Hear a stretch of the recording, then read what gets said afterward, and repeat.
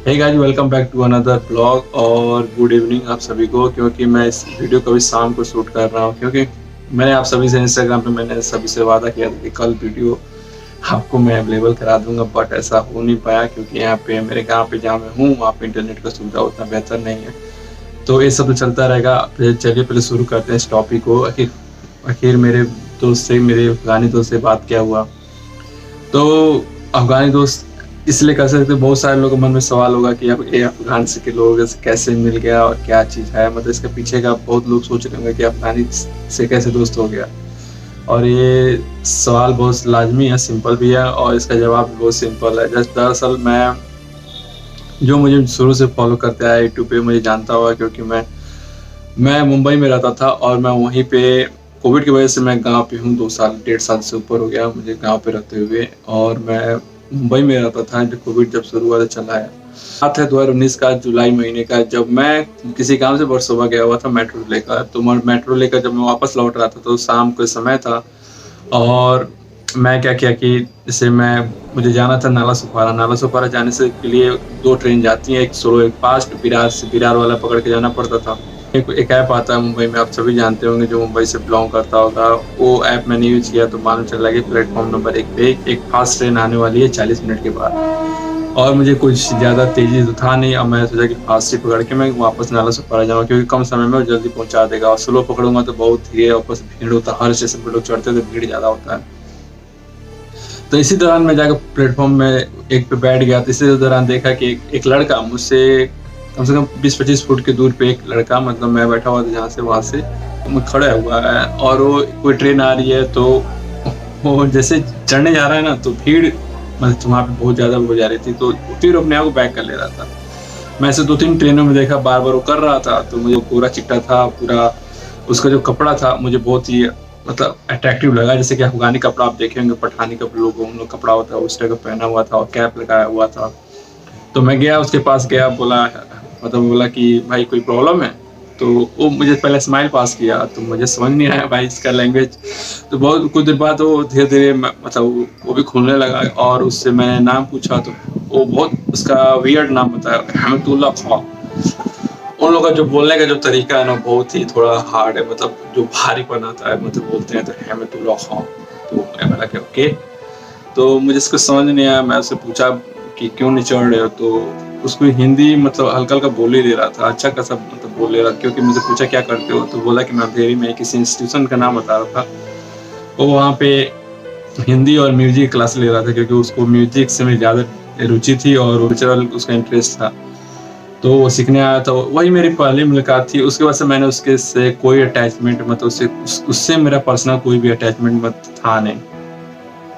जब एक कुछ दिन पहले की बात है, आपका 7 या 8 तारीख की बात है। मैं टीवी न्यूज़ देख रहा था शाम को, तो जो जिस प्रांत में वो रहता था उस प्रांत का नाम टीवी पे दिखा, वो वहाँ के ऐबक प्रांत में रहता था। मुझे बताया था कि मैं ऐबक प्रांत में रहने वाला हूँ।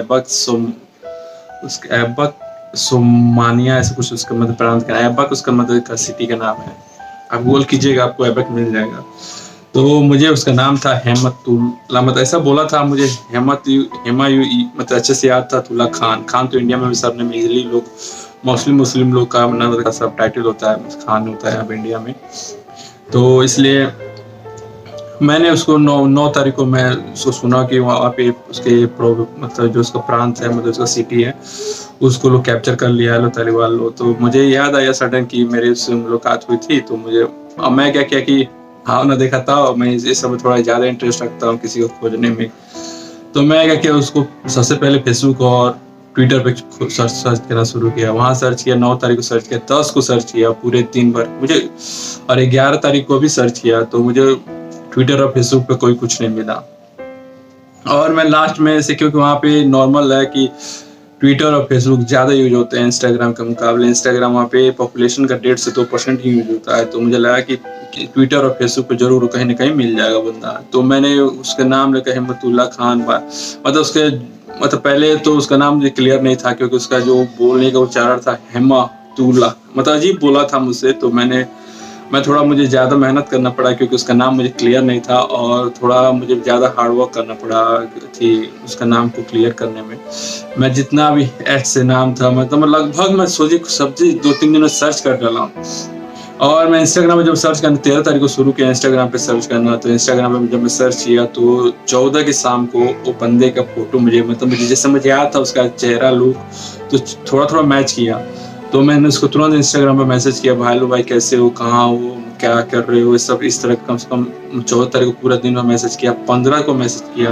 तो 15 की रात में मतलब यही 8-9 बजे करीब में 15 तारीख को रात में उससे मेरी बात हुई। उसने मुझसे बोला सबसे पहले ये हुआ कि वो मुझे पहचाना ही नहीं। मैसेज किया कि तुम कौन हो भाई? मतलब मुझे पहचान नहीं रहा था। और मुझे सरप्राइज़ हुआ क्योंकि हाँ, कैजुअली हो सकता है क्योंकि हम लोग बस 10 मिनट के लिए मिले थे और उससे तो कोई दूसरे को नहीं पहचानेगा। और वो पर्शियन लैंग्वेज में मैसेज कर रहा था, मुझे पर्शियन लैंग्वेज समझ में आता नहीं है, तो फिर मैंने गूगल ट्रांसलेट पे उसको कॉपी पेस्ट करके उस गूगल ट्रांसलेट में उसको ट्रांसलेट करके फिर उसको मैं हिंदी में लिख रहा था। और वो सबसे बड़ी बात है कि वो हिंदी को समझता है, हिंदी को समझ लेता है, लेकिन लिखने में उसको दिक्कत है।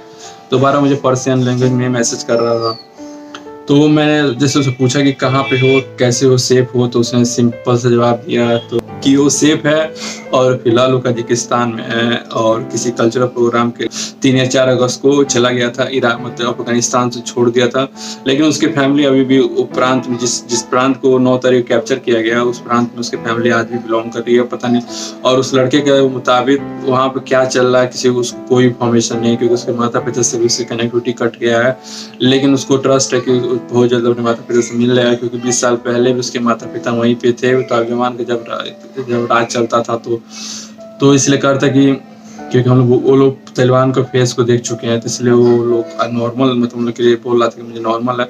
लेकिन फिर भी ये बहुत बुरा कंडीशन था उसके के लिए। लेकिन वो उससे पूछा तो मुझसे बोला कि मैं बहुत जल्द इंडिया में आऊँगा, सब कुछ नॉर्मल हो जाएगा, मैं अपनी फैमिली से मिलूँ फिर आऊँगा तो तुम्हारे साथ मतलब मेरे साथ वो मेरे से यूट्यूब पे वीडियो शूट करें। और दुःख की बात ये है कि वो बंदा मतलब मेरे से चैट करने के कुछ घंटों के बाद से अपना इंस्टाग्राम अपना आईडी डिलीट कर दिया है। और यही है उस बंदे से मेरी जो भी बातें हुई थी सिंपल बातें हुई थी, कुछ बातें मैं आपके साथ शेयर नहीं किया हूँ बट जो भी मतलब मुझे कैजुअल लगा मतलब उसको मैं शेयर किया हूँ। और उसने मुझसे पूछा भी था इस बात को शेयर कर सकता हूँ तो उसने बोला था कि हाँ शेयर कर देना बट मुझे इंडियन गवर्नमेंट का सपोर्ट चाहिए क्योंकि हम लोग देश थोड़ा फिर से वापस हम लोग रीबैक कर सके और हम लोग को वही जो 20 साल से जी रहे थे उस तरह जीने का है। बट और ऐसे यही सब रहा मेरे चैट। और आपको कैसा लगा कमेंट में ज़रूर बताइएगा और वीडियो अच्छा लगे तो लाइक शेयर कमेंट करना जरूर भूलिएगा मत और मुझे इंस्टाग्राम में जरूर फॉलो करें। तब तक के लिए मिलते हैं अगले वीडियो।